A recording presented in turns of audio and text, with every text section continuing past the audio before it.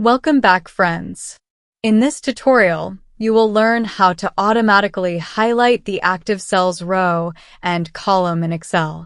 As you see in the screen, the selected cells row and column is getting automatically highlighted.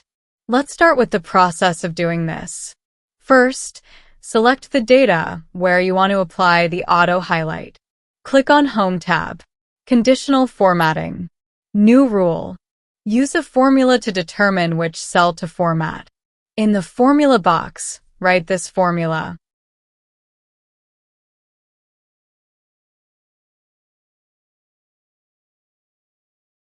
Click on Format button.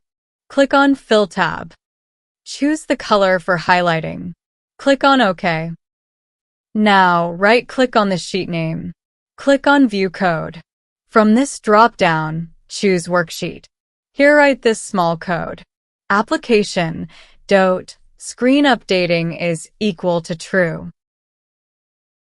Close this code editor window. Now, if you click on different cells, the row and column gets automatically highlighted.